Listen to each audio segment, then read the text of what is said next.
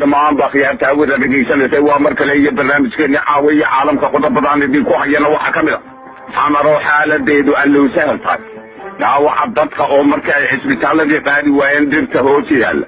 meydka oo markay xabaalihii lala gaadhi waaye bannaanada kale lagu aasayo qulqulka dadka naftooda la baxsanaya oo u kala jahaystay jidadka waqooyi iyo koonfur uga kala baxa magaalada muqdisho xaalada guud ee muqdisho waa sidee caawa iyo caalamka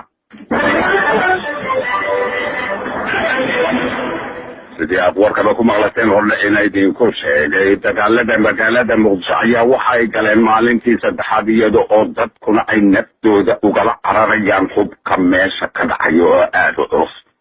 warbixin arrintaasi ku saabsan ayaa waxaa magaalada jabuuti inooga soo diray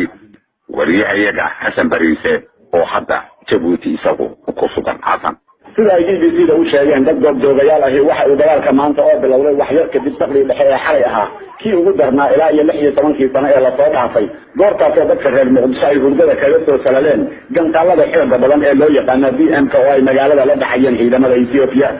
ciidamada waxaa ka horjeeda dhalinyaro qabiileed u abaabulan oo u badan dadka reer muqdisho kuwaasoo maanta maalintii saddexaad dagaal kulul kaga soo horjeeday ciidamada Ethiopia oo doonayay in ay magaalada ka samaystaan goobo cusub ama fariisimo cusub oo military goobjoogayaal ku sugan magaalada muqdisho waxay BBC-da u sheegeen inuu dagaalku ugu xeer badnaa deegaanada ku xeeran garoonkii muqdisho stadium deegaanka xamar jadiid xaafadda xarar yaalle xaafadda tawfiiq iyo suuq baxaar iyo gubta kuwaasoo dhammaantood ka agdhow garoonka muqdisho stadium ay ku sugnaayeen ciidamo Ethiopian ah oo la sheegay in ay halkaasi ku go'doonsanaayeen oo ciidamada Ethiopian ay doonayeen in ay soo furtaan sidaas darteedna waxa ay deegaanadaasi oo dhamay marti u noqdeen madaafiic aanan loo meeldayin kuwaasoo ku habsanayay guryaha dadka shacabku degan yihiin goobjoogayaashu waxay kaloo BBC-da u sheegeen in goobaha ay ciidamadu isaga hor yimaadeen ay ahaayeen 2 ama 3 oo keliya laakiin ay madaafiicdu gaartay meelo aad u badan ilaa iyo hadda lama oga tirada dhabta ee ku geeriyootay dagaalka maanta hase yeeshee wararka laga helayo dhinaca goobaha caafimaadka in ka badan 20 dhinteen in ka badan 80 kalena ay dhaawacyo soo gaareen kuwaasoo la dhigay isbitaalada Madiina Kaysanay Al-Hikma Xayaat iyo goobo kale waxayna tirada guud ahaan 3 maalmood ee la soo dhaafay gaaraysaa 350 qof oo dhaawacyo ah iyo 150 dhimasho ah sida ay sheegeen saraakiisha caafimaadka